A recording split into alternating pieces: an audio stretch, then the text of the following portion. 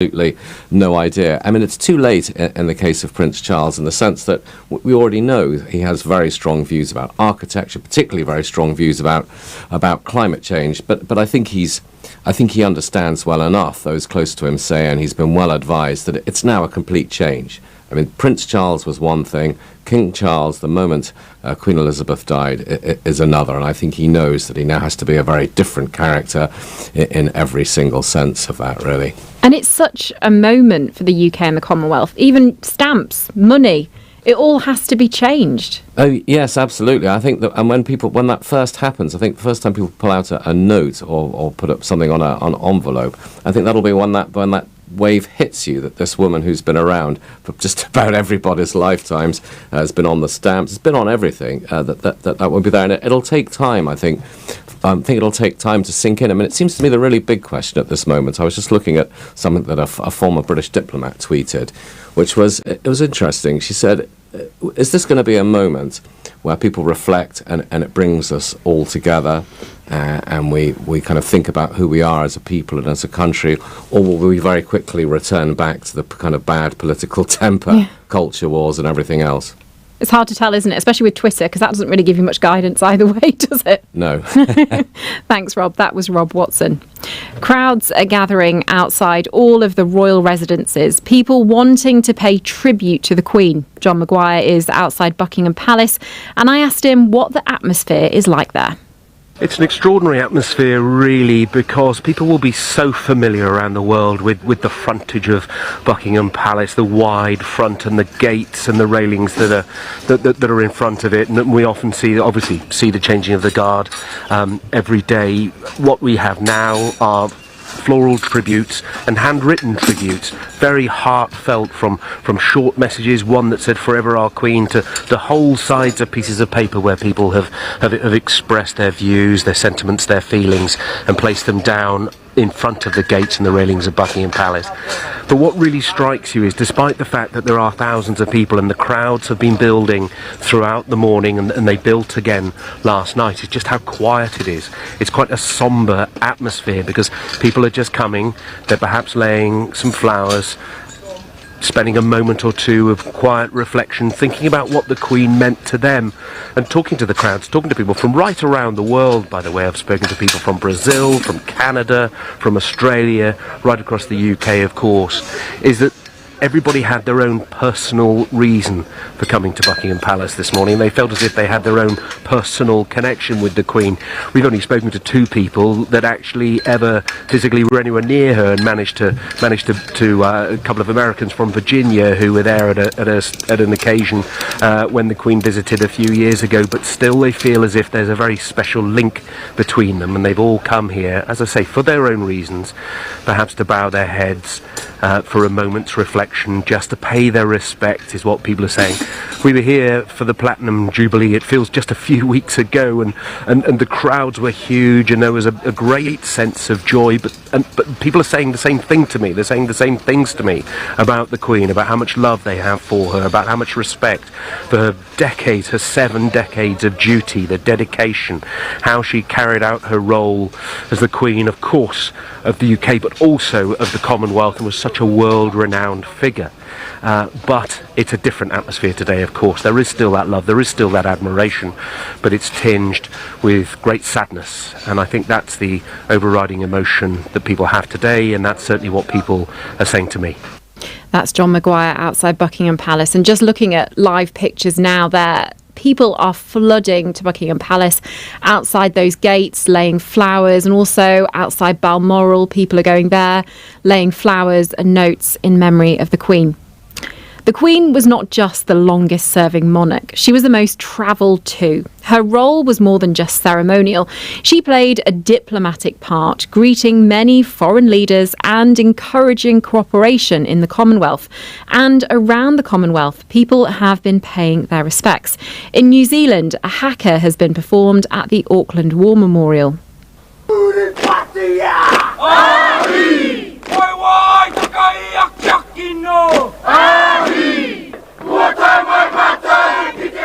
And the Prime Minister of New Zealand, Jacinda Ardern, said it was with great sadness that her country was waking up to the news. The last days of the Queen's life captures who she was in so many ways, working till the very end on behalf of the people she loved. And that is why I'm sure that we will receive the news of her passing with both emotions of deep sadness, but also gratitude for a life that was utterly and completely devoted to the service of others. And across the Tasman Sea, Phil Mercer is in Sydney, Australia. The Queen was Australia's Queen. She had a great affinity with this country. On a tour back in 2000, she said that she felt part of this rugged, honest and creative land. She came to Australia 16 times, the first as a very young queen in 1954, and about 70% of the Australian population turned out to greet her. That was millions of people, and it really did set the stone. She became a champion for dedication and service. We've heard today from the Australian Prime Minister Anthony Albanese saying that Queen Elizabeth II had a timeless decency and an enduring calm. And he also pointed out that the Queen had sympathy and personal kindness for Australians affected by tragedy and disaster, including floods and bushfires. We were on Sydney Harbour earlier this morning when the Sydney Harbour Bridge lowered its flags in honour of Queen Elizabeth II. The Queen was head of 14 Commonwealth countries, including India.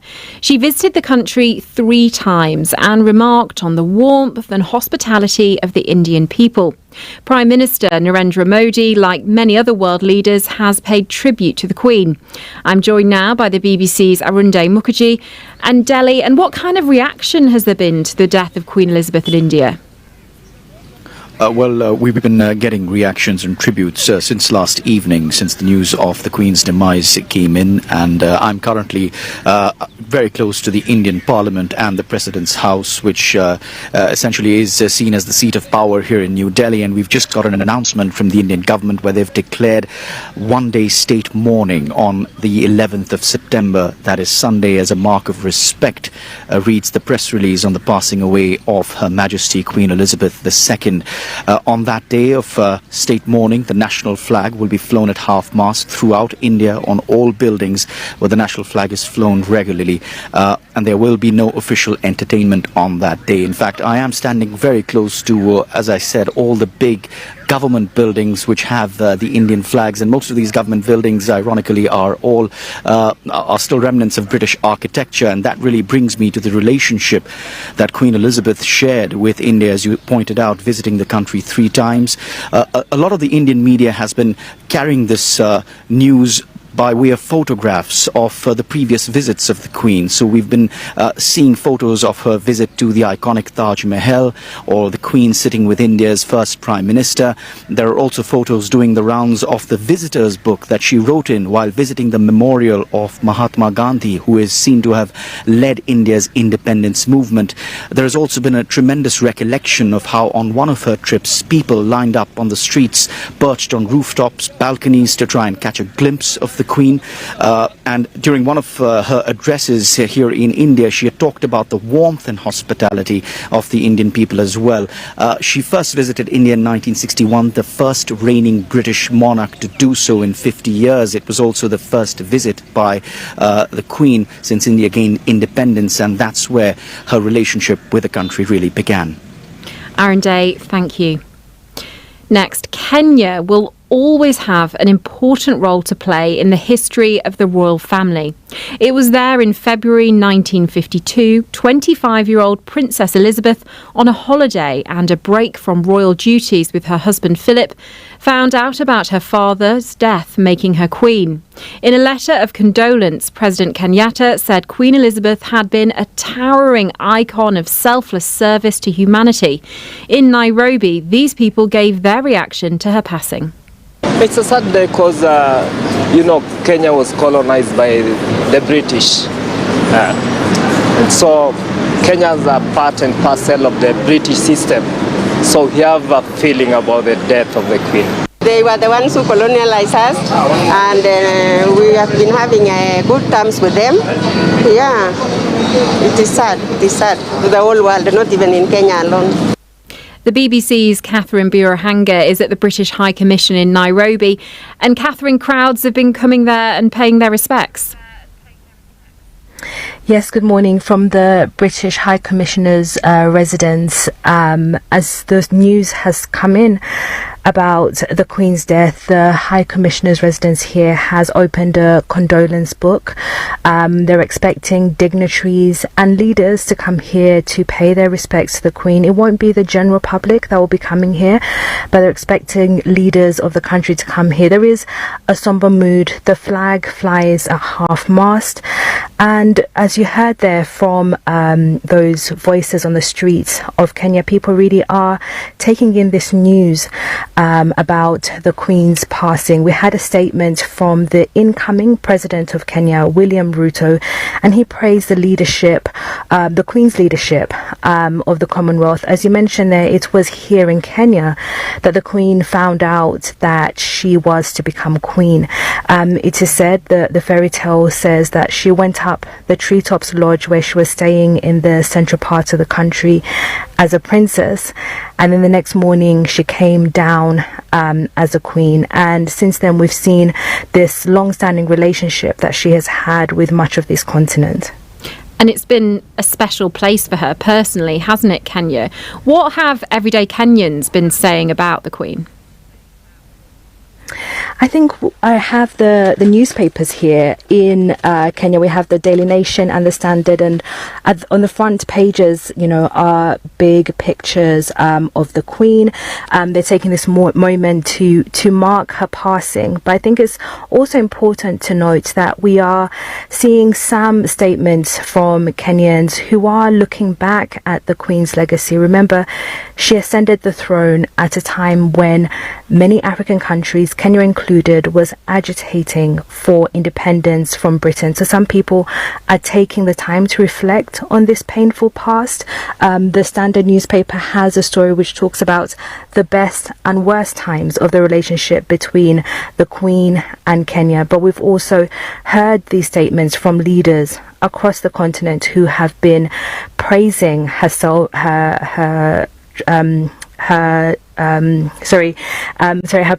praising her service to humanity and to the Commonwealth as well.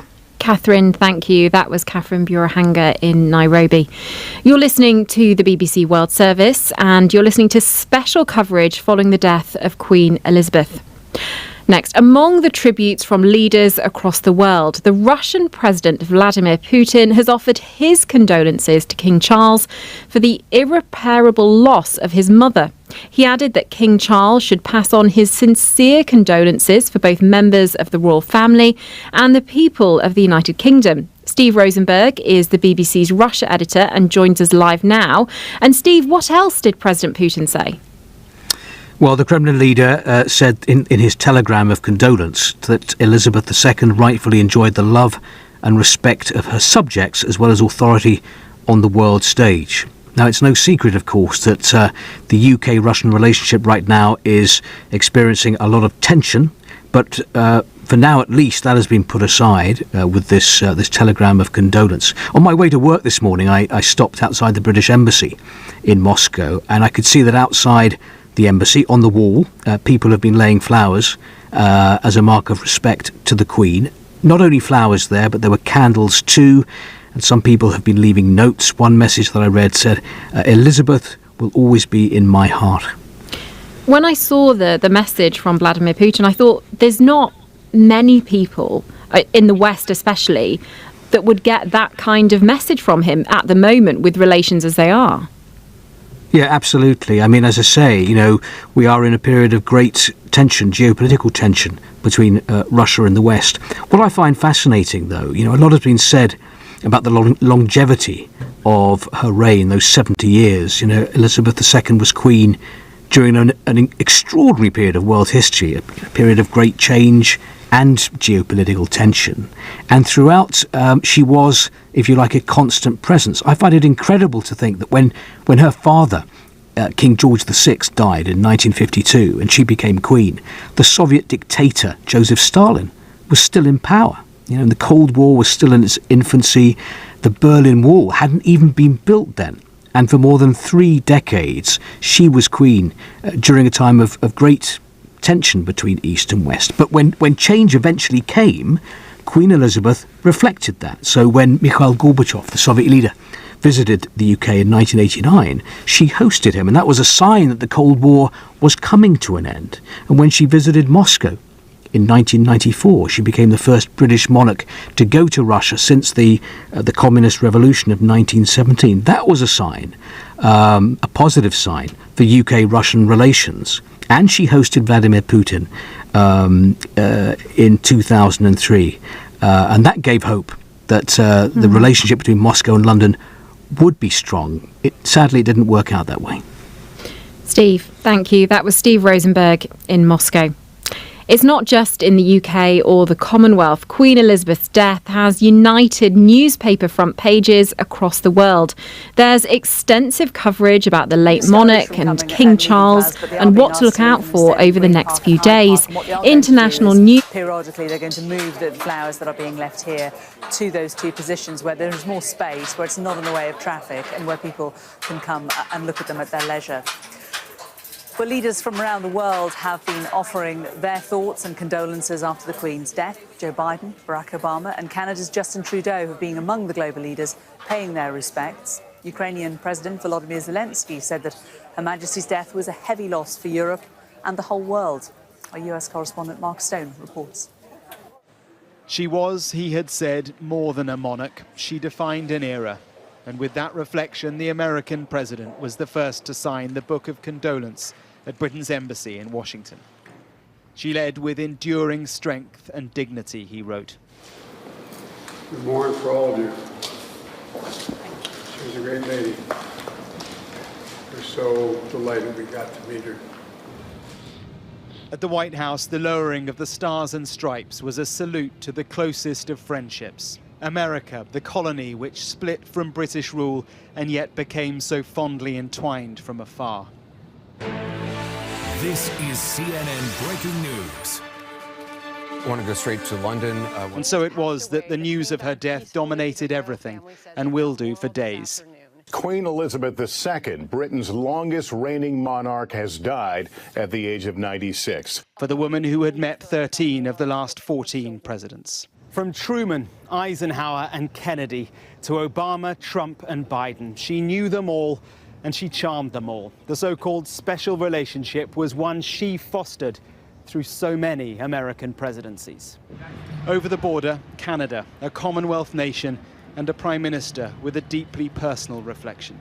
In a complicated world, her steady grace and resolve brought comfort and strength to us all. Canada is in mourning. She was one of my favorite people in the world, and I will miss her so. She was head of state in nations far beyond Britain, but where the institution was increasingly questioned, the fondness for her was never in doubt. This time of mourning will pass, but the deep respect and warm regard in which Australians have always held for Her Majesty will never fade. Last summer's G7 meeting in Cornwall was, it would turn out, the last time many of today's leaders saw her in person. The French people are also in mourning, President Macron said. The one who rubbed shoulders with the giants of the 20th century on the path of history has gone to join them.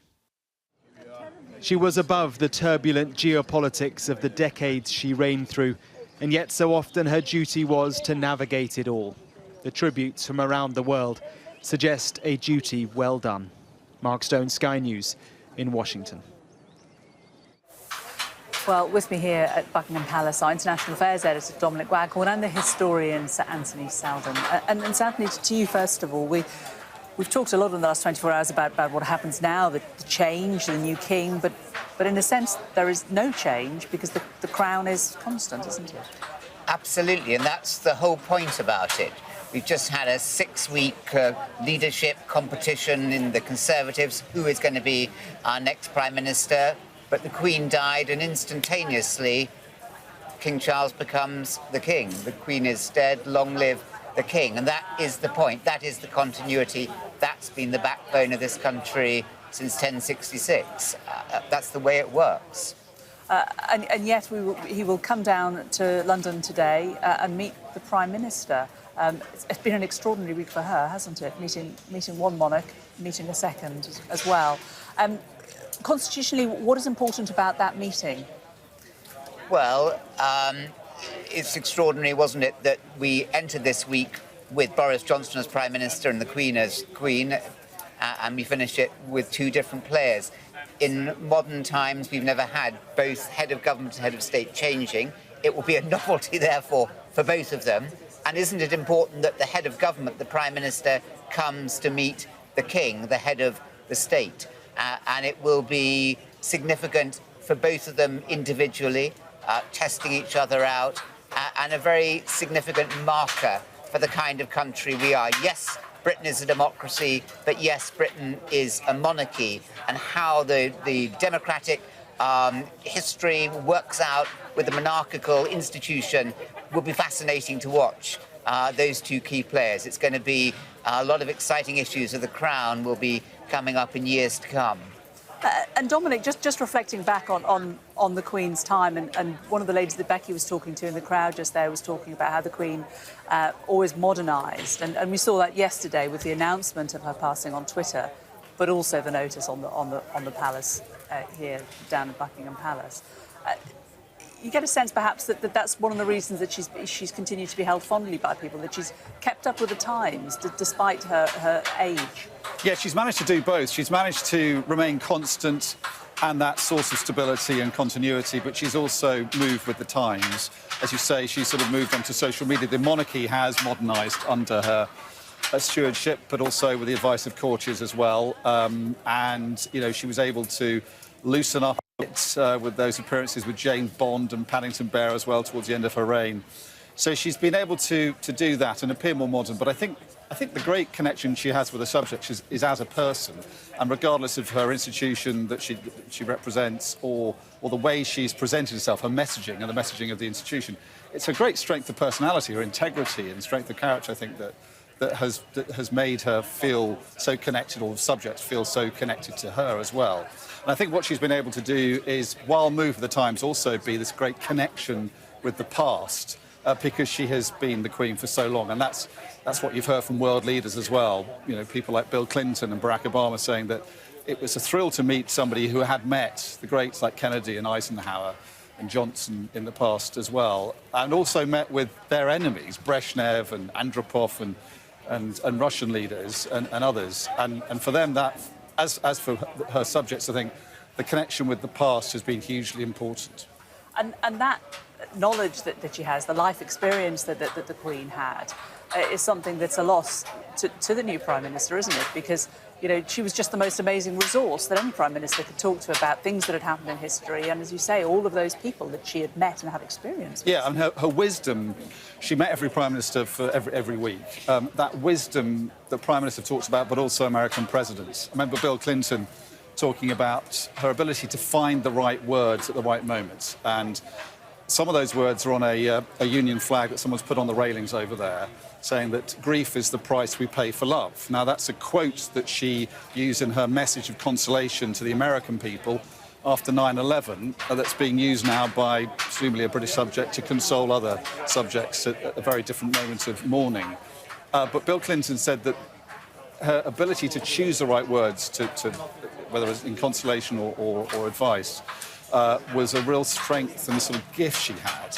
And obviously in private, she had that as well. So I think, yes, I mean, Liz Truss will not be able to benefit from that wisdom and that kind of counsel as Prime Ministers have for decades now in the past. And that quote is also on one of the front of the papers today as well. It's been repeated widely. Thank you both very much for now. Well, at noon, MPs and peers will come together in the Houses of Parliament. They will spend time thinking and reflecting on the Queen, and it's a chance to pay tribute to her as well. Let's bring in our Deputy Political Editor, Sam Coates, who's in Westminster for us. And Sam, we were just touching on it. It has been quite an extraordinary week for Liz Truss, hasn't it? And also for parliamentarians. That's right. And political leaders up and down the United Kingdom, frankly, like the rest of the nation, like so many across the entire world today, paying tribute. That process began in private in a cabinet meeting held by Liz Truss in the last hour or so, where we understand cabinet ministers were going to be reflecting on their memories of Queen Elizabeth. And then at midday, the Speaker of the House of Commons has announced that MPs will get a chance to pay their public tributes to the Queen, who passed away yesterday. This will be led by Liz Truss. Now, we got a flavour of what she might say yesterday when she spoke on the steps of Downing Street. She talked then about the Queen being the rock on which modern Britain was built, who led the country with dignity and grace for 70 years. But what's interesting about the tributes that will be paid in the House of Commons and actually simultaneously in the House of Lords is that there are many, many people who will have deep and enduring memories of the Queen, not least former Prime Ministers. We might even be hearing from Boris Johnson, Prime Minister, until Tuesday lunchtime when he saw her as well. He's talked about yesterday being our country's saddest day and the wave of grief rolling across the world. We could also hear from Theresa May, and she was saying many of the things that you were just reflecting with Dominic Waghorn about how audiences with the Queen were about talking with somebody who was immensely knowledgeable. And Theresa May identified with the Queen in the sense that she saw in her someone who did her homework, did her red boxes, read her papers, knew what was going on, and brought that, as well as her tremendous experience of all of those years of her reign and her personal relationships with all those world leaders, to bear in those conversations. Audiences, Theresa May was saying earlier, too formal a word for the conversation, in a moment each week that prime ministers would have that was valuable, not least because, in Theresa May's eyes, important that it would never leak or reach public ears. Liz Truss will have the first meeting in person with her successor later. King Charles III will meet Liz Truss in person. They spoke last night, of course, by telephone shortly after Liz Truss gave this address on the steps of Downing Street. These are not two figures that don't know each other. They have had meetings, private meetings, going back all the time to when Liz Truss was a cabinet minister in David Cameron's government. There are records of them meeting as far back as 2014. So they are not unfamiliar with one another, but today's meeting will be one of very special significance.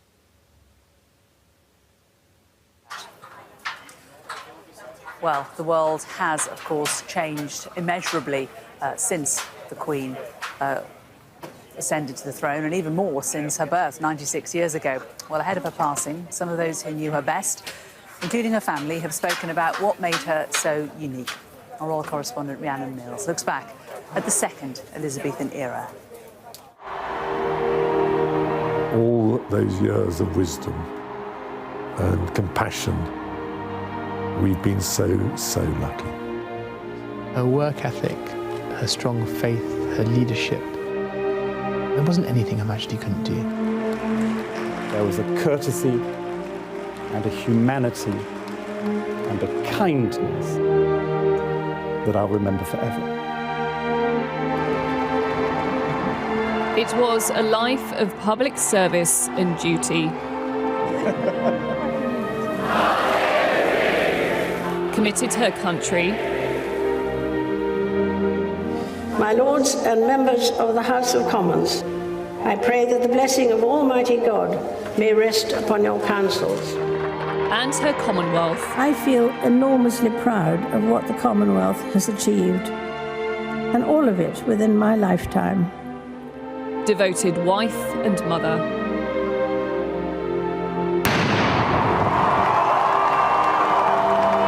A constant figure of national pride as the world around her witnessed extraordinary change.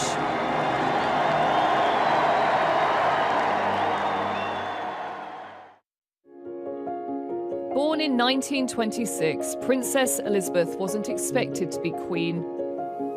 Home videos show it was a happy childhood. In those days, it was such wonderfully unorganised fun because, I mean, we played a game called Catching Happy Days, which involved roaring around the garden at great speed, catching the leaves as they fell off the trees. That kept us happy all day. Her destiny changed with the death of her grandfather and the abdication of her uncle. Her father was now king, and Elizabeth his heir. Her role for life was set, and her approach to it shaped by the Second World War. Clear even in her first broadcast when she was evacuated to Windsor. My sister Margaret Rose and I feel so much for you, as we know from experience what it means to be away from those we love most of all. The keep calm, carry on philosophy was absolutely embedded in her, I think. The princess became a member of the ATS. She joined the Auxiliary Territorial Service as others went off to fight. Lieutenant Mountbatten seems glad to be back at work again. Wartime also sparked the most important relationship of her life. She kept in touch with Prince Philip by writing letters. And in 1947, they got engaged.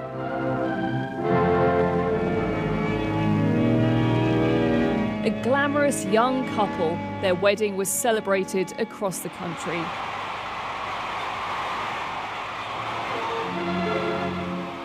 Soon, Prince Charles was born, followed by Princess Anne. They're taking the places of the King and Queen who would have gone but for His Majesty's illness. But duty called, her father was ill, and they had to take his place on a tour of the Commonwealth.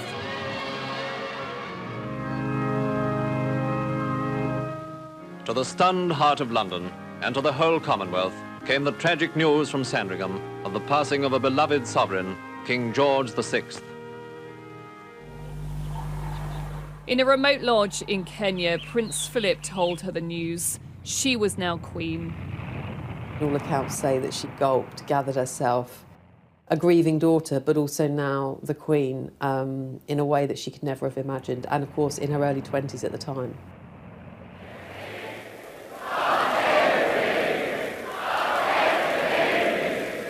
The following year came her coronation, broadcast for the first time on television.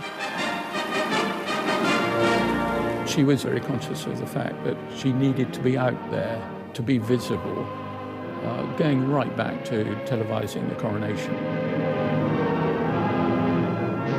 Only 26, Queen Elizabeth still had to prove herself to courtiers, politicians, and the country. Years later, she described how it felt. In a way, I didn't have an apprenticeship. My father died much too young.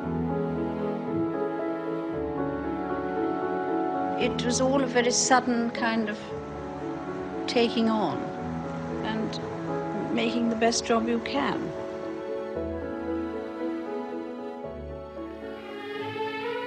From the very start, she felt she had to get out and connect with the public. The Queen and Duke now took their places. Through thousands of engagements and inventing the walkabout. Whether you were the lollipop lady or you know, you were a president or a prime minister of a nation, people become nervous. And it was wonderful to see how Her Majesty would put them at ease. Always calm, even when blanks were fired at Trooping the Colour, the Queen was constantly on duty. With constitutional responsibilities and weekly audiences with her prime ministers. For someone who'd been a little boy in the streets of Durham waving a flag when she drove through in the 1960s, and suddenly there you were prime minister, virtually alone of all the people that you knew anything that you said to us stayed within the room. always displaying her support for the military. The principle of listening to what she thought Churchill might have done in similar conditions or circumstances to what I found myself in. It was those sort of conversations that I learned a huge amount from and will treasure forever. It's really nice comments, including one from President Biden. Oh, that's very kind. As every day, there were red boxes full of state papers to deal with. Do we think that this is a good idea? Do we know what it's about? She was a wonderful boss. We used to put up a red box every evening, and we knew that she would have been through them and it would be back on our desk the next morning at 8 o'clock. It was extraordinary how she did this day after day throughout her reign. It wasn't just matters at home. As head of the Commonwealth and queen of other realms, she travelled more than any other head of state. I remember going to Uganda for the Commonwealth Heads of Government Conference, and from the airport to the hotel, I don't think I've ever seen crowds like it. Always conducting her own powerful form of soft diplomacy. I did get a sense how concerned she was sometimes about some of the conflicts, some of the challenges. She can have a personal conversation which, helps to move on some really quite difficult and tricky political moments. I think we haven't kept you waiting. Very nice to see you. Yeah. They melt around her. And I've seen the strongest men just literally sort of become putty in her fingers. They are all in awe of her. Uganda and Tanzania. And the best part is, SendWave is absolutely commission-free. Our exchange rates are excellent. You can see for yourself by checking them out on our website. So how do you use SendWave? SendWave is an app that you can download onto your phone from the App Store or Google Play Store. The app is free to download. After downloading it, just open the app and enter your name, email, and phone number. That's it. You're good to go. Make sure you use the promo code SR. S for Starr, R for Radio. This promo code will give you £5 free credit to send to Africa on your first transaction. Your money will be delivered to your recipient within seconds. Feel free to call me on 0749 7377 647 at any time. I'll be happy to tell you all about SendWave and help you in any way I can. Remember to use the promo code SR for £5 free credit. Medasse. Hi everyone, it's your girl BB Clement, the author of How to Go From Employee to Entrepreneur and the host of your weekly business show, BB Means Business, the show where we discuss everything you ever wanted to know about business but you were afraid to ask. How do I start my business? How do I raise the finance? How do I grow my business? Where am I going to find my customers? Join me every Tuesday at 1:30 p.m. on Starr Radio UK to get all the information and tips that you need to become a successful entrepreneur and become financially free. Remember, don't let life dictate to you. Rather, put your signature on life.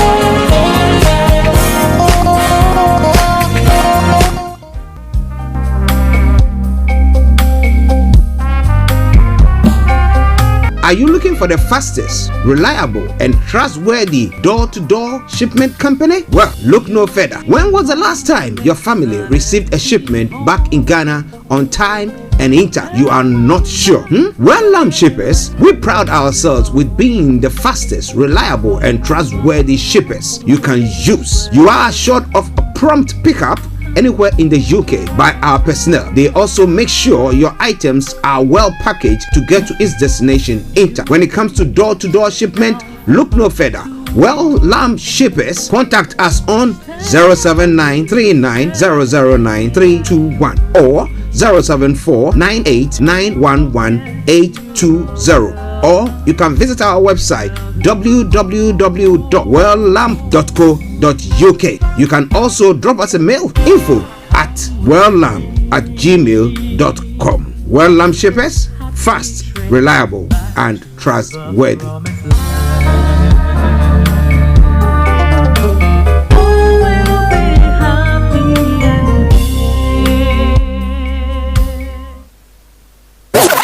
Broadcasting live online, on mobile, and soon on DAB. This is Starr Radio UK, the leading Afro-Caribbean radio station in London. Hi there, this is CJ Buckman, your life coach. And whenever I'm in London, I listen to Starr Radio UK right here. But guess what? You can listen to wherever you are. Broadcasting worldwide, online, in your car, at home, on your smartphone. UK. Smile, though your heart is aching. Smile even though it's breaking. When there are clouds in the sky, you get by. If you smile through your fear and sorrow, smile and maybe tomorrow you find that life is still worthwhile if you just smile. Hey, this is Archie and you are listening to Starr Radio UK and The Morning Show.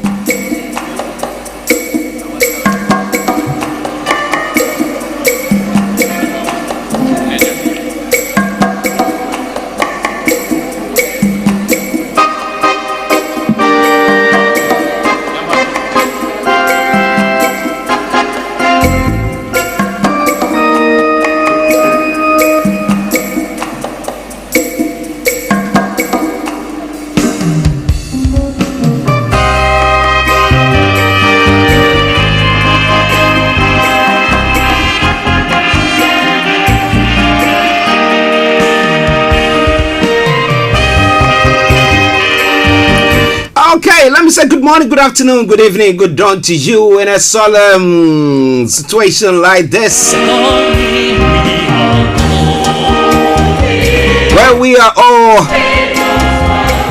celebrating the life of Queen Elizabeth II, who passed yesterday, age 96. So this is a special dedicated program to our Queen. So from now till 12 o'clock, we're going to be looking at, everything, his relationship with the Commonwealth, as a leader, as everything. You want to pay your homage or whatever, feel free to do so as well. Maybe you think that, well, whatever has gone on, they didn't try at all. Feel free to put that one across as well. But wherever you are and whatever you are doing, one thing for sure, this is Starr Radio UK, your favorite African and Caribbean radio station in London. Share the broadcast with your friends and loved ones and invite them to like our pages as well. Some music captured in the African front. We are going, heaven knows where we are going. Followed by Jimmy Tata. Usher me.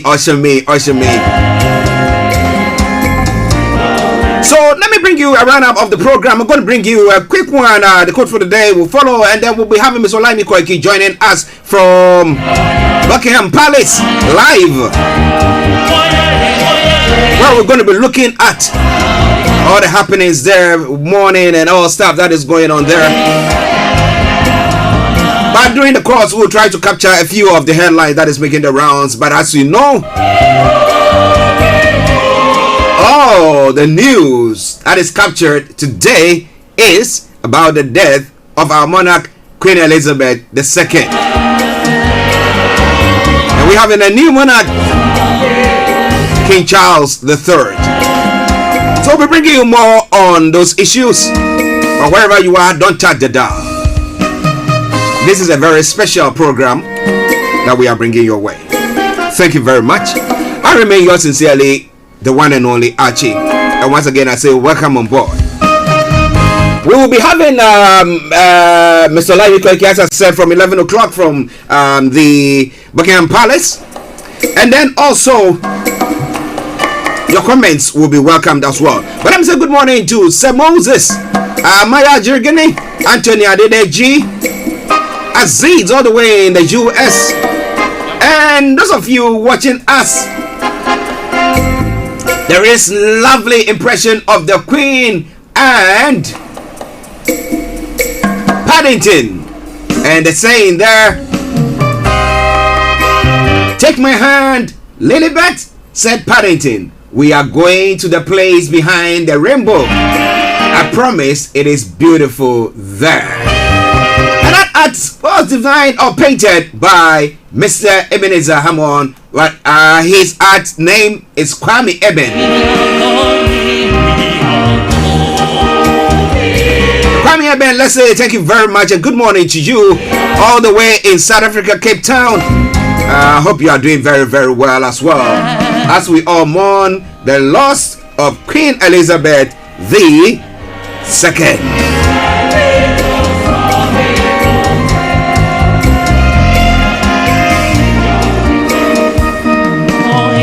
But the quote for the day says, whatever you do today, ask yourself how it will impact on your life in 10 years in the things that matter most. And that sums it up nicely pertaining to the Queen's reign. But what do you think about that?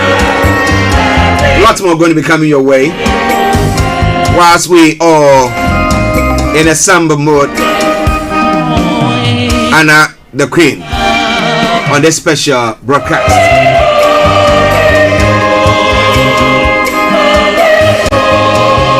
But quickly,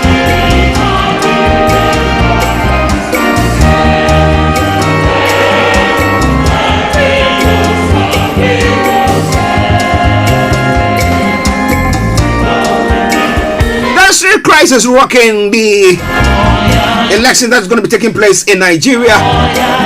So PDP is having lots of skirmishes going on there.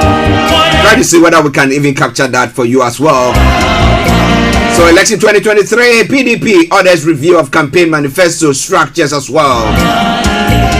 He said, I'll pull Nigeria out of the Commonwealth unless Britain lets Nigerians enter UK visa free. That's what Sowore is saying.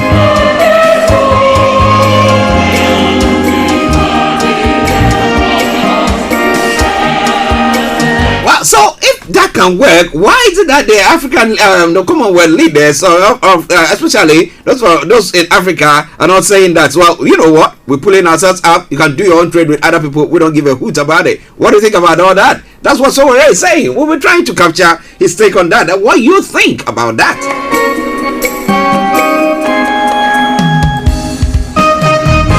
But as I said earlier on, today is a very special program. And at Buckingham Palace, we're going to be having Mr. Olayomi Koiki.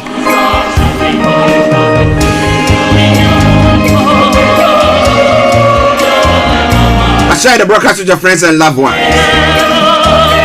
Okay, it seems I'm getting some pictures from there now. So we're going to be crossing over there to meet Mr. Olayomi Koiki. So stay tuned.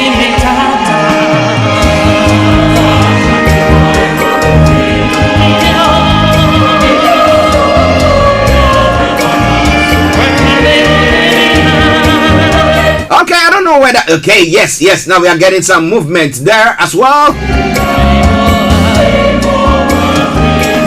It is Starr Radio UK. So let me see whether we can hear Mr. Olayomi Koiki this morning. Yomi, good morning. Hello, Yomi, good morning. Okay, we can't hear Mr. Olayomi Koiki yet, but you can see some of the pictures that is capturing there.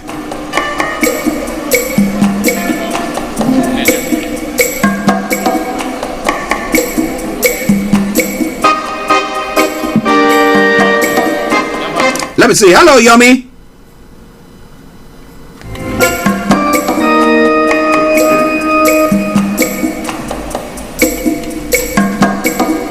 Okay, just bear with me. These are views from Buckingham Palace area where Mr. Olayomi Koiki is at the moment. He is trying to just give you a sneak view of what is happening there.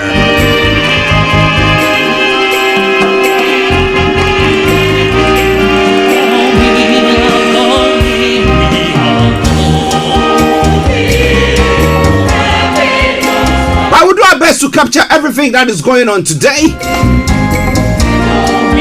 from their various palaces in the span of time that we go. But share the broadcast with your friends and loved ones and invite them to like our pages as well. Let me once again try to see whether I can get Mr. Olayomi Koiki. Hello, Yomi. Hello, Yomi. Okay, I think his volume is very, very low. Yomi, it seems your volume is very low. Okay, he's going to be calling us back. He's going to be calling us back.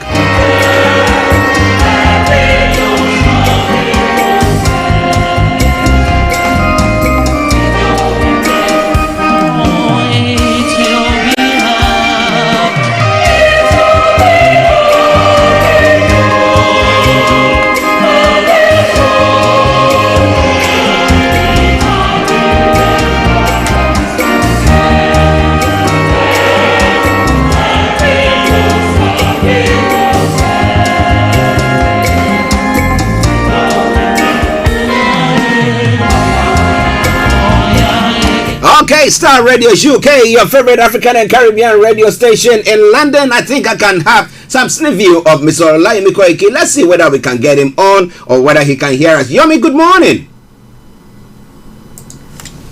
Oh, wow. Wow. Okay. Hello, Yomi. Well, I don't know what's wrong with the connection there. We're having a bit of fit. Okay, Yomi, go on, speak. Let me see whether the system will be picking you.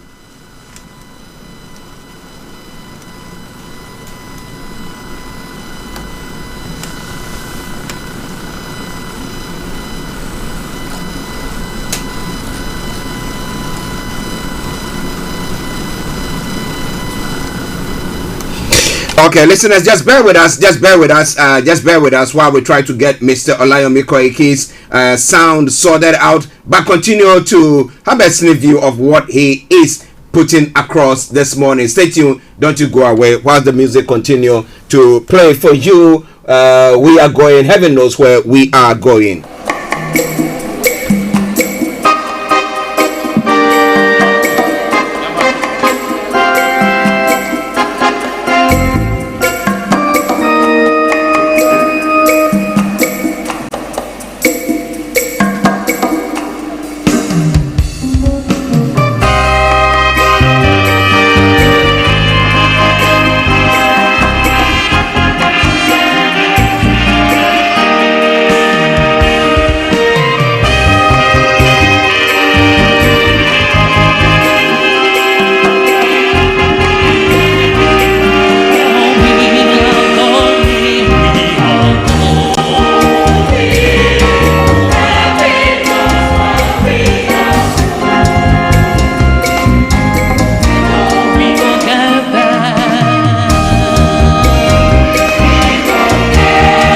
Okay, Starr Radio UK, your favorite African and Caribbean radio station in London, bringing the time now exactly to 4 minutes past 11. The 9th day of the 9th month, the year 2022. So 0909, September 9. The day after the death of Queen Elizabeth II was announced.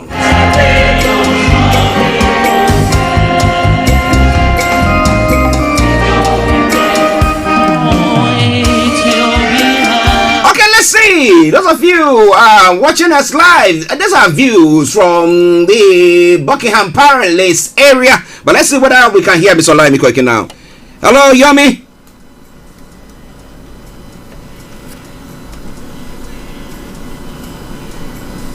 Okay, interesting. Yomi, can you hear us?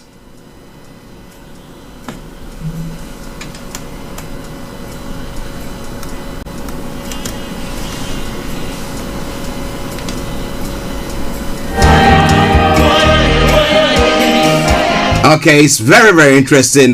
We seem not to be getting the sound from Yomi's place, but I still enjoy the pictures or the footage of what is happening in front of the of Buckingham Palace at the moment, and with that sound, so that we can try to see whether we can get Mr. Olayomi Koiki's sound. So just bear with us.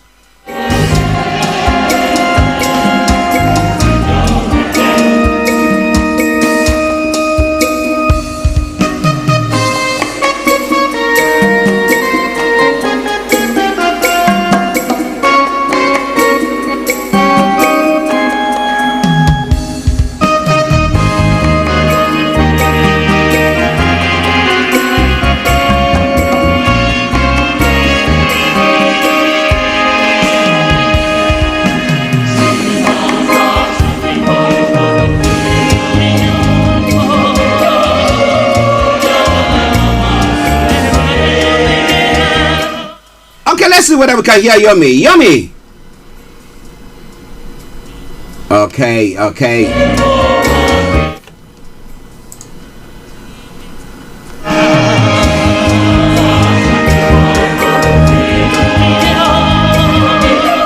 Okay, let's see. I think Yomi, it might be that the sound, I don't know whether it's coming from our end here because it seems that it was very, very low. But can you hear us?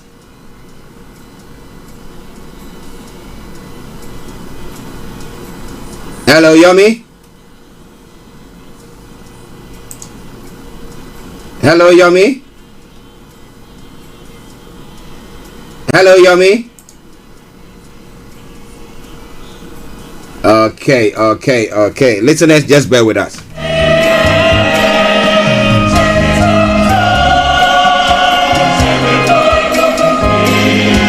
Okay. Now, Yomi, can you hear me?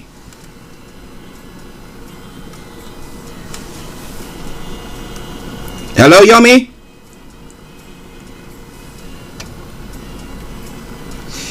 Okay, listeners, just bear with me whilst I try to sort this out. Okay.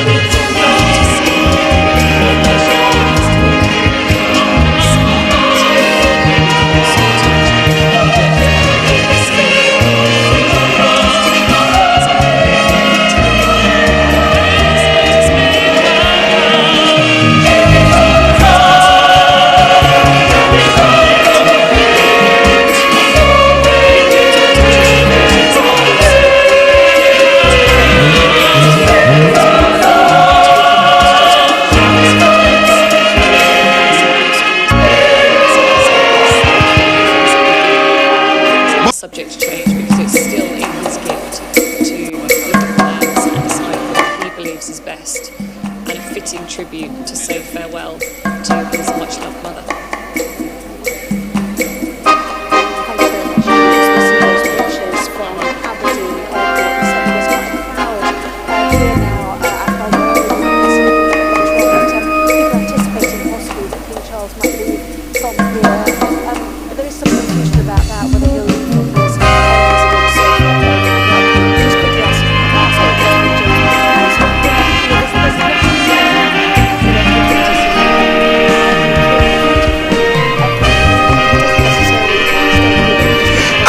It is Starr Radio UK. It is your favorite African and Caribbean radio station in London.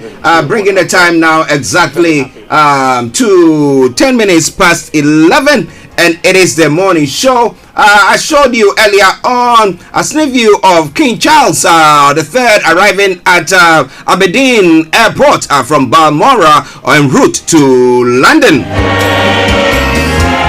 I'll be bringing you more on that front, but now we're trying our best to see whether we can get Mr. Olayomi Koiki on the show, on the broadcast, the sound from there.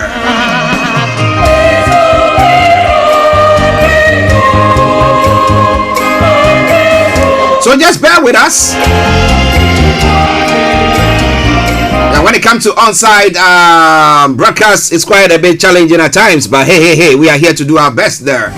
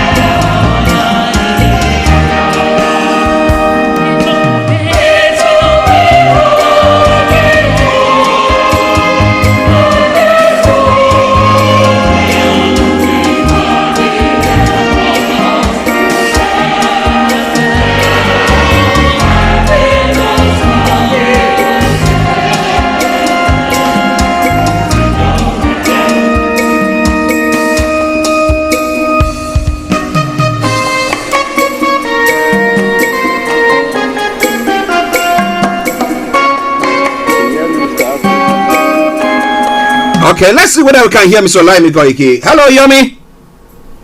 I can hear you loud and clear. Okay, good. Listeners, we sincerely apologize for that breaking connectivity there, but I think we managed to resolve it. So let's see. Yomi, bring your greetings to our listeners this morning. Well, and I hope you can see me. If you want me to adjust the camera, please do let me know. Okay. Yes. It says a very good morning to you back in the studio. Good morning to all our listeners and viewers from around the globe. And we welcome you once again to this special broadcast that is coming all the way from Buckingham Palace this morning. And I'll come back again to you in the studio. I know I've been off for 4 days, but we're back again as usual. And this is what we do best. This is Starr Radio UK, your finest African and Caribbean radio station in London. And I'll come back slightly again to you in the studio. Yes, how are you doing? I mean, our listeners, those who were following you, were all worried about everything that was happening. I told them you were just resting because this work is quite tedious, the way it takes us and the times, and therefore you needed to rest. How are you doing today?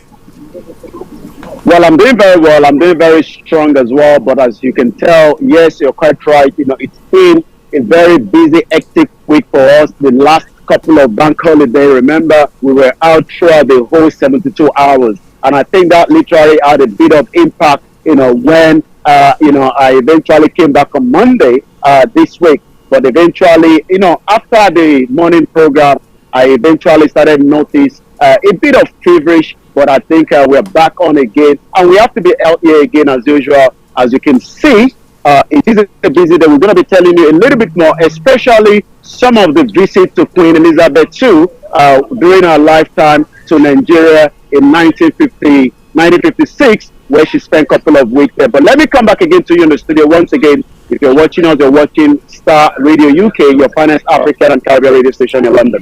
Yes, let me say good morning to Oluremi Kilanko Ogabi.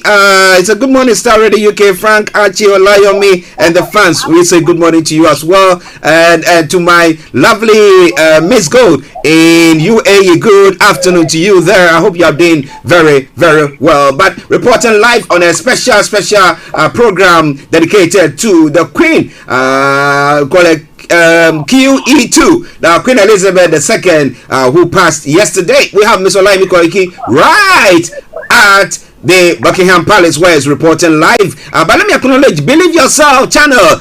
Good morning, sir. Well done, Mr. Archie, Koiki, and fans. Greetings from Oman. Oh, wow. Greetings to you all in Oman as well. Share the broadcast with your friends and loved ones and invite them to like our pages. We are broadcasting live on our own apps, the Starr Radio UK app, and on all social media platforms. Just look for Starr Radio UK and you'll get us there. All right, then. So, Yomi, let's talk about the somber mode of people around the place. Since last night, we saw people moving about, looking, sad, and it was raining heavily, but we still had people still standing in the rain and just paying their homage. So in looking at what is happening, how would you describe it? Well, it is, if I just move the camera a little bit up right there, and as you can see on a 360 degree, you can literally tell that, not just, Britain is mourning, but the world is also mourning with a not just a grandmother to the royal family alone, but to millions of people around the world, for the service of humanity that she has done while she was alive. And I can tell you that more people will be arriving. I've seen people from different parts of the globe this morning, and one thing we can say is she's finally done, but there will be a lot to discuss and a lot of memories to remember of the death of Queen Elizabeth II that passed on yesterday in London, as it was announced yesterday. Okay, listeners, we would love to know your comments or what you think about the whole demise of the Queen. What do you think? The repercussion? How is everything going to pan out? Because you look at the Commonwealth, you look at African nations that were once ruled by Great Britain and everything, and you ask yourself, well, how have we benefited from it? Do you think at the end, the death of the Queen marks the end of our any relationship? Because there are a few stories that are put across that we're going to be looking at. One pertaining to what Sorore has said pertaining to Nigeria, and we'll be looking into all that. But Yes. So looking at the people from various places there as well, those mourning, those doing anything of the sort, would you say that people are showing their respect, or I mean, people are just there as what are they actually doing?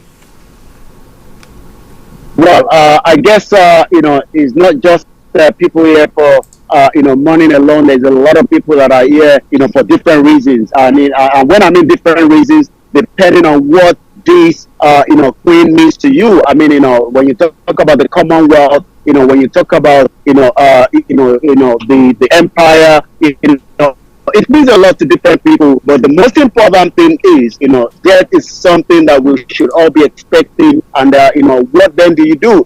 When and after death finally comes to you, and what have you done? Is a question that I'm sure a lot of people would also like to know. But I think at 96, she has spent a real good quality life. And the one thing that a lot of people that are here today is just, a sober reflection. But like I said, there will be different people that would also have to talk about different things, that must have happened during our lifetime. Yeah, listen to Starr Radio. Okay. Now, what you talk about different people mourning, I mean, looking at different things, reflecting on different things. But I think Miss Gold is saying greetings to you, Miss Archie and Mr. Koiki.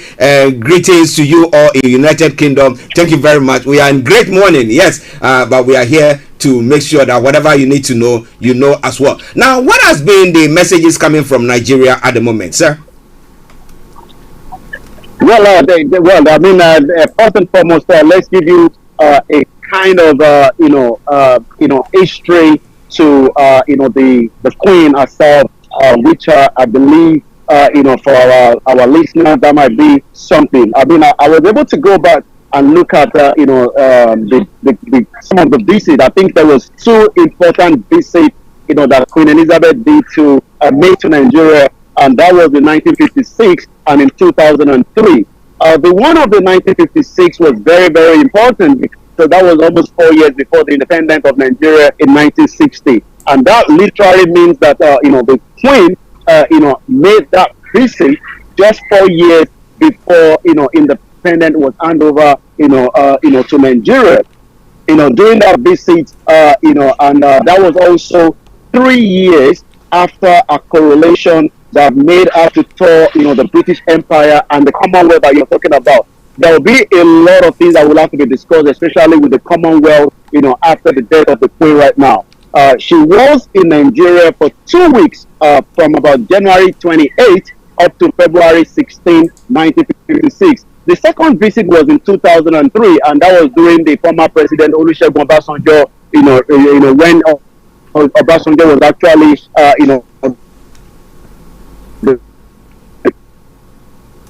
the president of Nigeria, but she visited in 2003. Okay. For the question, yeah, go on. You've asked is in the last almost 24 hours, and I hope you see me back in the studio. Yes, we can hear you. We can hear you. Go on, sir. Yeah, there's quite a lot of network here, as you can tell, with the amount of people that we have. Yeah, so interference. Yeah, definitely. Yeah. So looking at have there been any response, from the federal government? Can you hear me? Yes, we can hear you, sir.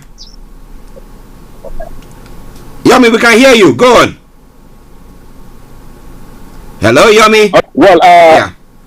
Yes, I'm just trying to pick the messages from the government back in Nigeria. I know my picture is a bit still, but that will come back up very, very soon. But what we can say is there's been a response, but I'm just trying to pick that up. But one thing foremost is a lot of people, and yes, I have it right here. If you can still hear me back in the studio, according to the President Muhammadu Buhari, my family and I and more than 200 million Nigerians have learned with the imminent sadness of the passing of Queen Elizabeth II and the end of a unique, wonderful 70-year reign. She was the only British sovereign known to 90% of our population. As you can tell, almost everybody knows Queen Elizabeth II, even more than some of our probably traditional rulers back home in Nigeria today. And also, our thought and sincere condolence are with the royal family, the people of the United Kingdom, and likewise, as you mentioned, the entire Commonwealth, as we join the entire world in mourning this loss. The story of the modern Nigeria, and this is very, very unique because the indigenous people that are saying that we should break away from Nigeria will probably also be thinking of a different view as well. But the president said, and I quote, "The story of the modern Nigeria will never be completed without a chapter on Queen Elizabeth II, touring global personality and outstanding leader. She dedicated her life to making our nation, the Commonwealth, and the entire world a better place. I welcome the accession of His Majesty, King Charles III, to the throne in line with tradition and pray that his reign will witness continued robust relationship with the two nations." So that is the president of Nigeria, President Muhammadu Buhari, also sending his condolence to the royal family and the British as a whole. Well, listeners, Ms. Olayomi Koiki reporting live from Buckingham Palace this morning, where the demise of Queen Elizabeth II. Ms. Gold say, rest in peace, Queen Elizabeth II. Now, if you are watching us, wherever platform that you are watching us from, you want to share your take with us, feel free and do so. And I promise you one thing for sure, that we are going to read it. We're going to get the signal back on in just about a few minutes. Just bear with us. We will get the signal on again. We're just having some bit of technical problem, but we will get that signal on again in just about a few minutes. But let's continue because I can still hear you loud and clear from here. Okay. So yes, as we were saying, the video is paused at the moment, but we'll get it live. And those of you on Facebook, I think there's been an interruption there, but we are working on that. We are working on that for you. I think it should be back on now. Those of you on the Facebook, yes, those of you on the Facebook, I think it's back on now. But just bear with us. Just bear with us this morning whilst we bring you this special broadcast from number. My apologies, Buckingham Palace. All right then. Now, Yomi, let's move on to a statement that has been made by Sowore. Okay, somebody said we are mourning now, but there was no need for us to be talking about that. But I think that it is time for us to talk about that as well. Okay. Yeah, I hope you can hear me. Yes, I can hear you loud and clear, sir. Yeah, I know. Okay, all right, because I know there's a feed. Maybe you want to. I know there's a feed coming back from your end there. Okay. If you want to disconnect the one from the. Yeah, just a minute. Because I'm not sure whether you can hear me on the side back now or not. Let's see. Hello. Okay, we can't hear you from the sky. So, okay. Oh, hello. All right then. All right. Listeners, just bear with me whilst we try to bring you all that you need to know pertaining to the events that is taking place in or in front of Buckingham Palace, and we'll try our best to bring you all that you need to know in other parts as well. But it's all Starr Radio UK. It is your favorite African and Caribbean radio station in London. And hello, Yomi. Yeah, I can hear you loud and clear, Mr. Archie. Okay. Now let's move on. I was asking you the question pertaining to what Sowore did say. Now I don't know whether you come by it, because his timing is one that people are worried about, because let me just quickly join the so that those who are watching us can also see, for the sake of those who are not in this part of the world to see what is going on there. We will be able to share what is going on exactly with you. Now, Sowore has called. He said, "I'll pull Nigeria out of Commonwealth unless Britain lets Nigeria enter UK visa free." That's what Sowore is saying. Now, you look at that statement that is made, and you look at the fact that, well, the Queen. You're quite right. What Sowore actually said, don't mourn, hashtag Queen Elizabeth II. She didn't die for you. The death of the Queen of England. The death of the Queen of England should herald the end of the Commonwealth, union. And like I say, there will be so many different views and different opinions opinion when it comes to Our Majesty the Queen Elizabeth II that passed on yesterday. There will also be different reactions from different Nigerians, especially the indigenous people that are very much concerned about the way Nigeria was put together in 1914. Not literally by Queen herself, because I hope you can still hear me back in the studio. We can hear you. There's a bit of disruption, but interruption, but it's okay. Let's go on. Yeah, we know that there's lots of coverage going on there. Yeah, so go on, sir. Okay, listeners, just bear with us. Connectivity issue with Mr. Olayomi Koiki, but we're doing our best to bring you a live feed from him. So let's see whether we can get it through now. Let's see. Just bear with me. Mr. Archie. Yes, I can hear you now.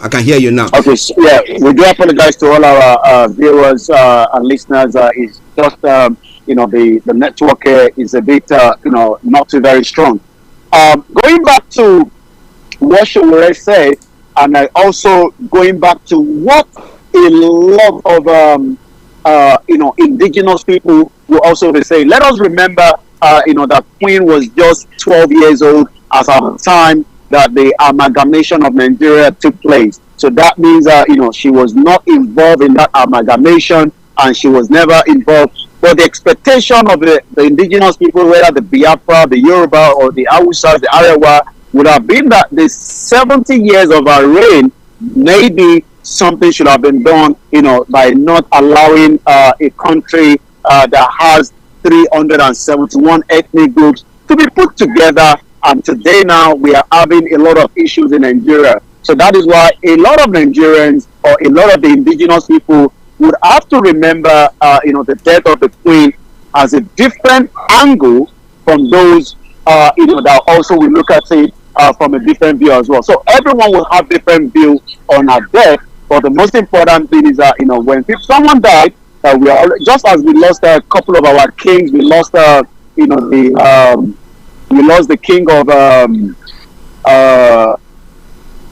your state, the Alaafin of Oyo. That's also a very good friend in the royal family as well. But likewise, we do know that it is a very difficult time as we speak right now. It is not even up to 24 hours that the announcement was made yesterday. But we can only say that as Showore has his own view, just as so many people will have different views on what he has said as well. Well, listeners, updates from Buckingham Palace, where Mr. Olayomi Koiki is touching on some of the stories making the rounds in Nigeria and here in the UK, where we are mourning the Queen. Let me say good morning to Alaka Bola.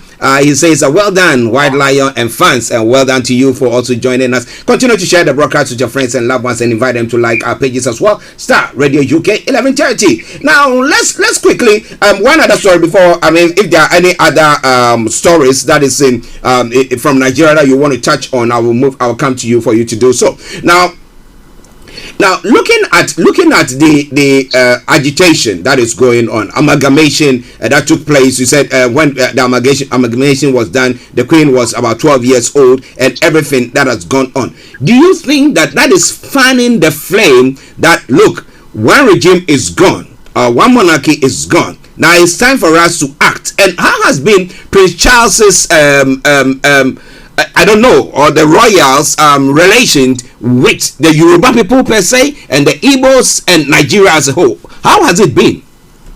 Well, Prince Charles has visited Nigeria in a couple of times as well, and now that he will now be the next in line, to the throne.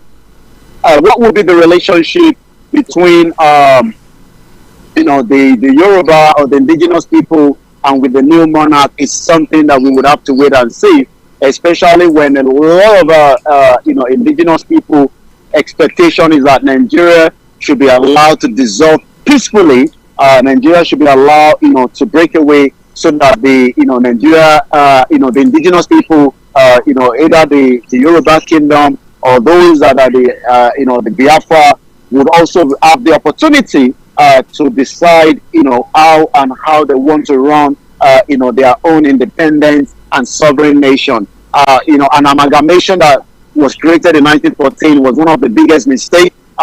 Some of the leaders have said so already, but it also seems that the view of the current situation, from what we have been following, I mean, whether the Queen was aware that some people are protesting, to break up something that they put together. Maybe they cherish what they put together, but the problem is, those that they put together do not cherish that, involvement anymore, and that is one of the reasons why people are now saying that it is time that we allow, Nigeria, to break away. Wow. Listeners, it is Starr Radio UK.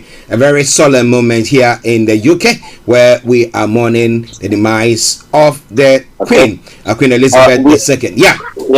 Yeah, it's just about to start raining, so that means that we might have to end this transmission, temporarily, because the weather is now heavily coming down, right here. Okay.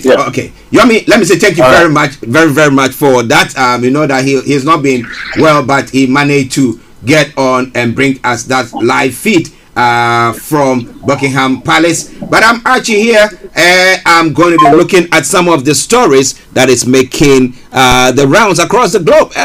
It's just till 12 o'clock when the program will be brought to a close, because this is a special program dedicated to the Queen Elizabeth II, who passed yesterday. Yes, so let's take a quick commercial break and I'll be with you. Just stay tuned and don't you go away. But before then, let me say, Olayomi Kilanko Gabi says, rest in peace, Ma'am, Queen Elizabeth II. What do you think the demise of Queen Elizabeth II, what repercussion do you think going to be having on the Commonwealth and Africa as a whole? All right then, stay tuned. Don't you go away. It is Starr Radio UK. It is your favorite African and Caribbean radio station in London.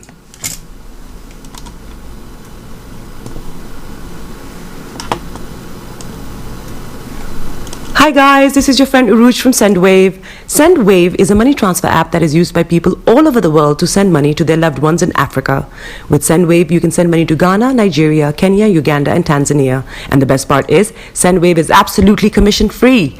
Our exchange rates are excellent. You can see for yourself by checking them out on our website. So how do you use SendWave? SendWave is an app that you can download onto your phone from the App Store or Google Play Store. The app is free to download. After downloading it, just open the app and enter your name, email, and phone number. That's it, you're good to go. Make sure you use the promo code SR, S for Starr, R for Radio. This promo code will give you £5 free credit to send to Africa on your first transaction. Your money will be delivered to your recipient within seconds. Feel free to call me on 0749 7377 647 at any time. I'll be happy to tell you all about SendWave and help you in any way I can. Remember to use the promo code SR for £5 free credit. Medasse. Hi everyone, it's your girl BB Clement, the author of How to Go from Employee to Entrepreneur and the host of your weekly business show, BB Means Business, the show where we discuss everything you ever wanted to know about business but you were afraid to ask. How do I start my business? How do I raise the finance? How do I grow my business? Where am I going to find my customers? Join me every Tuesday at 1:30 p.m. on Starr Radio UK to get all the information and tips that you need to become a successful entrepreneur and become financially free. Remember, don't let life dictate to you. Rather, put your signature on life.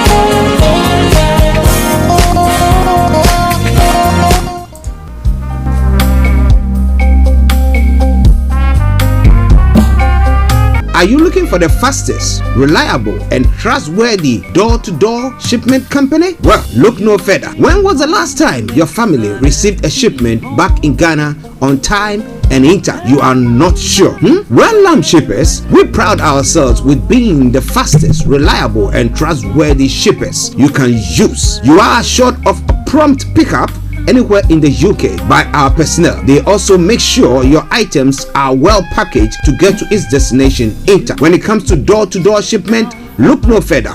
Well, Lamb Shippers, contact us on 07939009321 or 07498911820. or you can visit our website www.worldlamp.co.uk. You can also drop us a mail, info@worldlamp@gmail.com. World Lamp Shippers, fast, reliable, and trustworthy.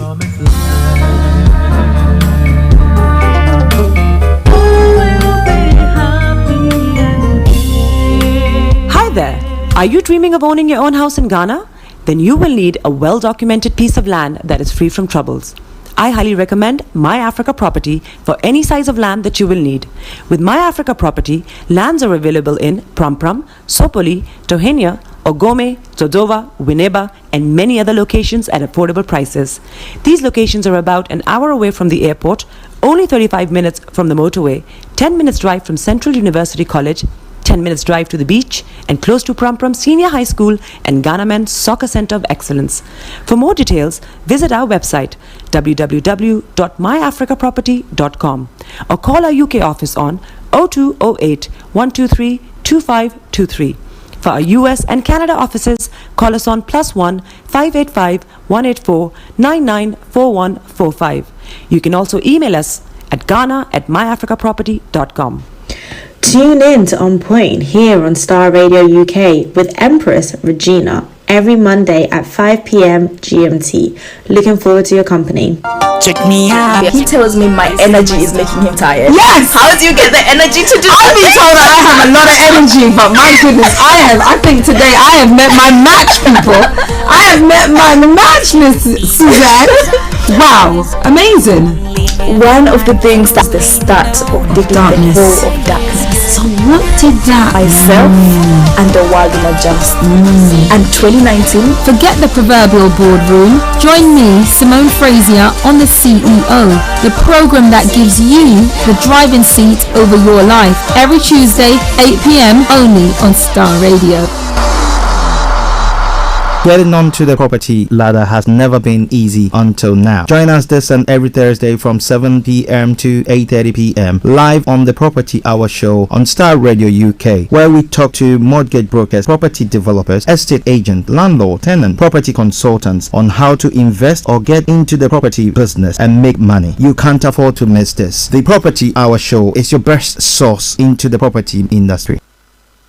Welcome back to the program. It is Star Radio UK, your favorite African and Caribbean radio station in London, bringing the time now to 11:39. So we've got another 11 minutes to bring the program to a close, where we're going to be going to the live sounding of the bells, okay, for Her Majesty Queen Elizabeth, who passed yesterday. All right then.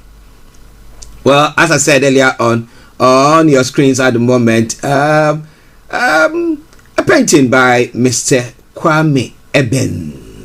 Yes, of the Queen, and say, "Take my hand, Lilibet," said Paddington. "We are going to the place behind the rainbow. I promise it is beautiful there." Okay, so that is a painting by Eben. Kwame Eben. All right then. All right. Now you want some paintings like that, then you get in touch with us on Star Radio UK, and we can connect you to Mr. Kwame Eben. Okay. But don't use this one for anything, because copyright. You don't want to be have any copyright issue there. Please just get in touch, and he will help you out on that front. But it's all coming your way from Star Radio UK, your favorite African and Caribbean radio station in London. And it's gone exactly 19 minutes. Okay, let me try to see whether I'll be able to capture a few stories that is making the rounds in other parts of the world. So just bear with me. Just bear with me. Okay. Just bear with me. Now, moving on straight to some of the other stories making the rounds here in the UK. King Charles has left Balmoral Castle with Camilla, the Queen Consort, to travel to London ahead of his address to the nation. So this evening there's going to be an address by King Charles the III. All right.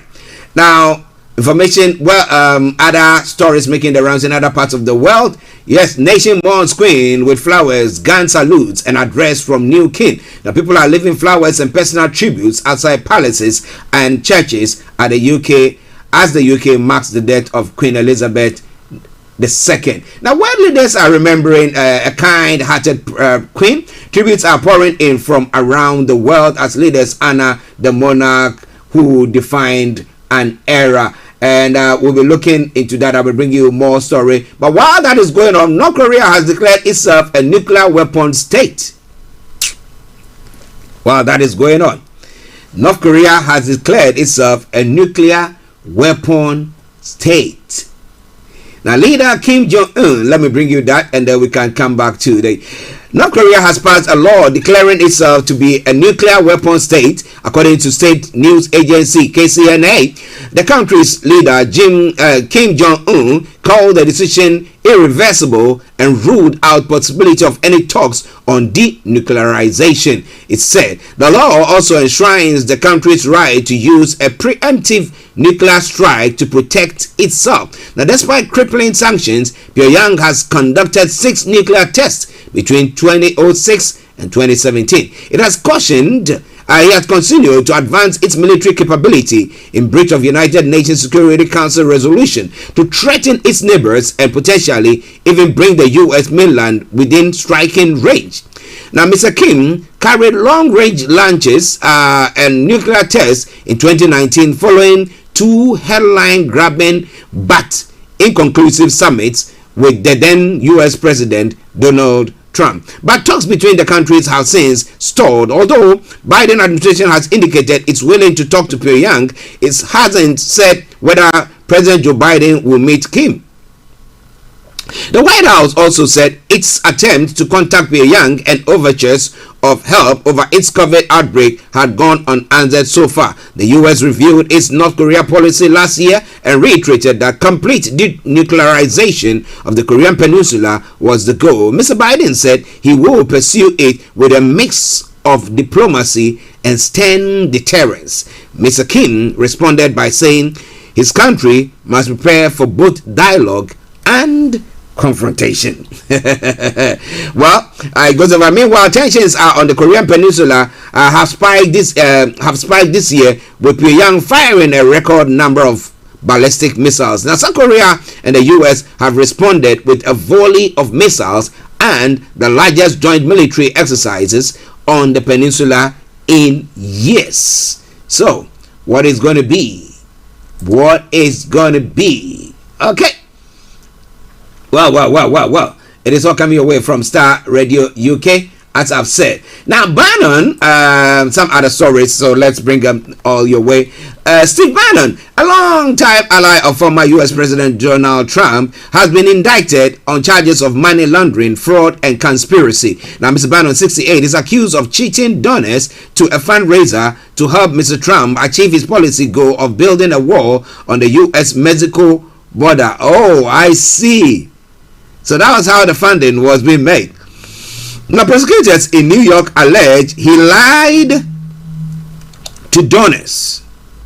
That he lied to donors and diverted some of the money to 2 associates. The former White House chief strategist has said he is being persecuted. Mr. Bannon surrendered to authorities in New York State on Thursday as grand jury unsealed 6 criminal charges against him. Now, handcuffed as he walked past reporters into court, the right-wing podcaster vowed to fight back. This is what happens in the last days of dying regime, he said. They'll never shut me up. They'll have to kill me first. According to the indictment against him, Mr. Bannon told donors he was kind of a volunteer to the We Build the Wall non-profit, which raised more than $25 million from thousands of people online. Now, despite his vow that not a penny will be pocketed by him or others, Mr. Bannon is said to have diverted hundreds of thousands of dollars to 2 associates. Now, federal prosecutors brought charges against Mr. Bannon and the 2 men, Brian Colfage and Andrew Badulato in 2020. But while Mr. Kofa and Mr. Badulato pleaded guilty to the charges, Mr. Bannon received a presidential pardon on Mr. Trump's final day in office last year and was subsequently dropped from the case. But pardons, however, apply only to federal crimes, and prosecutors in New York State pursued similar charges against Mr. Bannon. Stephen Bannon acted as the architect of a multi-million-dollar scheme to defraud thousands of donors across the country, including hundreds of Manhattan residents. District Attorney Alvin Bragg, who led the probe, said in a statement on Thursday. The New York Attorney General Letitia James, whose office also worked on the case, added that Mr. Bannon had taken advantage of his donors' political views to secure millions of dollars, which he then misappropriated. Now, Mr. James said powerful political interests who think they are above the law must be held to account. Mr. Bragg and Mr. James, both Democrats, have also been investigating Mr. Trump and his business. Well, so other days and the weeks and the months unfold, I promise you we'll be investigating it and we'll be bringing it to your notice there. But it's all coming your way from Starr Radio UK, your favorite African and Caribbean radio station in London. On the African front, Egypt cracked down on streaming content. Shows must abide by the country's societal values and traditions. That's what it says. And Tunisia Jabil reaches US Open final there. And Africa is the next frontier of fashion. The Vogue boss is saying. British Ghanaian Edward and Info tells some news network there the industry on the continent is so exciting. And Kenyatta has not seen it fit to congratulate me. That's what Ruto is saying. Let me bring you that, and then maybe we'll just bring you what is happening here in the UK once again, and run up the show for today. As I said, it's just a special program dedicated to the Queen. All right, so it's finishing at 12 o'clock, so that we'll have it's supposed to be a whole hour of church bells that are going to be ringing. Okay, now Kenya's president-elect William Ruto says the outgoing president Uhuru Kenyatta has not seen it fit to congratulate him for his election win. I've won the election. That is what is important. Unfortunately, President Kenyatta has not seen it fit to congratulate me, but I think that's fine. Maybe he's a bit delusioned, or maybe he's unhappy that I defeated his candidate. But that is the nature of politics, he said. The interview was aired that he granted at CNN was aired after Mr. Ruto tweeted about his telephone conversation with President Kenyatta, in which they discussed the general election and the transition to a new administration. Mr. Ruto, an evangelical Christian, said that gay rights are not a big issue in the country at the moment, and he will focus on more pressing issues of unemployment and hunger. We do not want to create a mountain out of a mole. This is not a big issue for the people of Kenya, he added. When the issue of homosexuality and the rights of LGBT will come, the people of Kenya will make a choice and will respect the choice. For now, let us focus on the issue that affect our people. This is all coming your way from Starr Radio UK, your favorite African and Caribbean radio station in London. Let's take a quick break, and then let me bring you the final bit, maybe one other story from Ghana as well, and then we come to the UK front. So wherever you are, don't you go away. Just stay tuned, and I will be bringing you more when it comes to all that you need to know. Starr Radio UK, your favorite African and Caribbean radio station in London.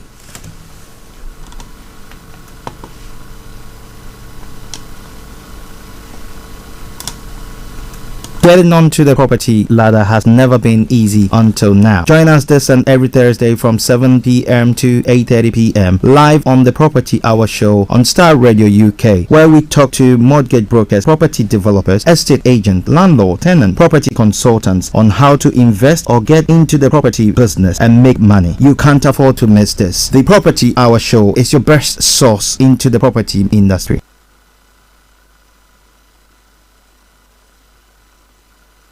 Hi guys, this is your friend Uruj from SendWave. SendWave is a money transfer app that is used by people all over the world to send money to their loved ones in Africa.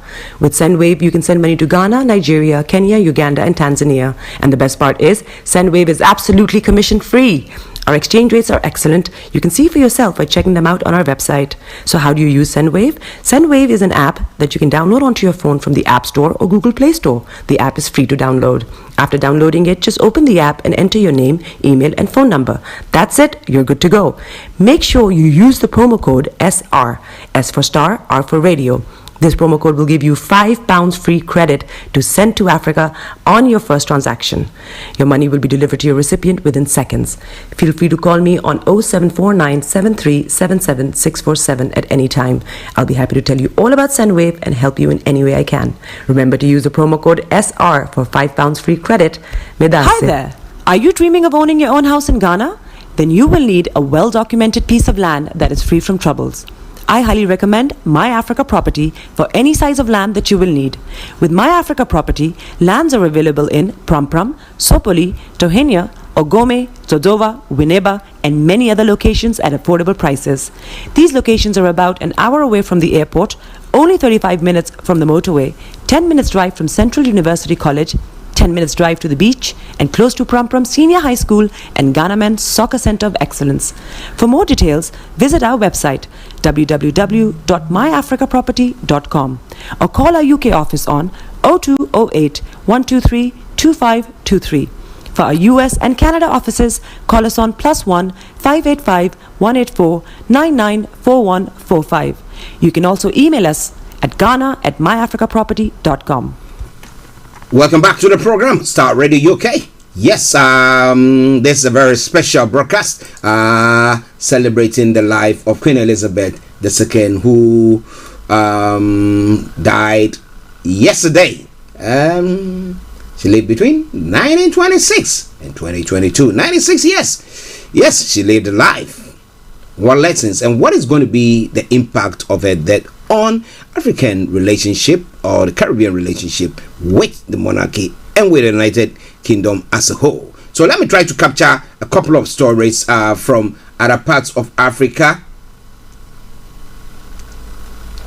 Well, in Ghana, the SIM registration thing has been going on, but an angry driver stripped naked and curses a service provider over blocked SIM card. I mean, he just stripped naked and decided to just curse them because they blocked his phone. But the question is, where has he been all this while to see to it that he does that? He says to register. He didn't do so, and now that the end has come, what is going on? What is going on there? Okay, about 8 million Ghanaians are illiterate. That's what the Ghana Statistical Services is saying. Whew. And I mean, being illiterate, gee, you are, started on the back foot. Somebody said that is why the president is trying to bring in the That's why the president is trying to bring in or brought in the free SHS system. However, we don't know how that is panning out at all. But just bear with me. We have that interaction or interference on our broadcast once again. Just bear with me whilst we try to sort that out. Just bear with me because we're going to be running up pretty soon too. But just bear with me.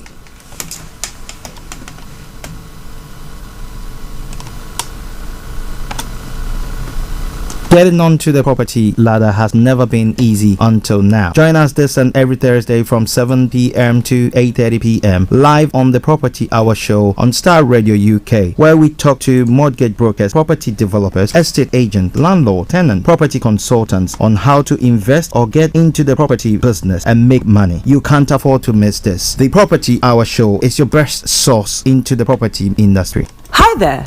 Are you dreaming of owning your own house in Ghana? Then you will need a well-documented piece of land that is free from troubles. I highly recommend My Africa Property for any size of land that you will need. With My Africa Property, lands are available in Pram, Sopoli, Tohenia, Ogome, Dodova, Winneba, and many other locations at affordable prices. These locations are about an hour away from the airport, only 35 minutes from the motorway, 10 minutes drive from Central University College, 10 minutes drive to the beach, and close to Prum Prum Senior High School and Ghana Men's Soccer Center of Excellence. For more details, visit our website www.myafricaproperty.com or call our UK office on 0208 123 2523. For our US and Canada offices, call us on +1 585 184 994145. You can also email us at ghana@myafricaproperty.com.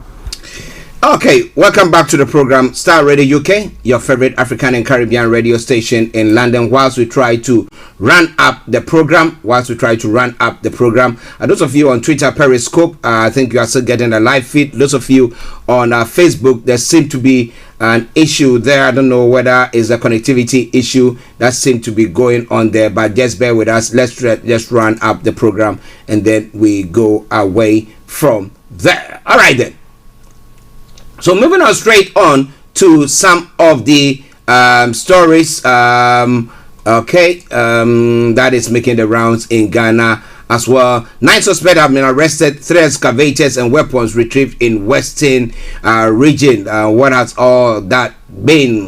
been happening when it comes to that front as well? And as I said, what is going to be the relationship of the Commonwealth nations as per the what is happening here in the UK at the moment? We're going to be in a week.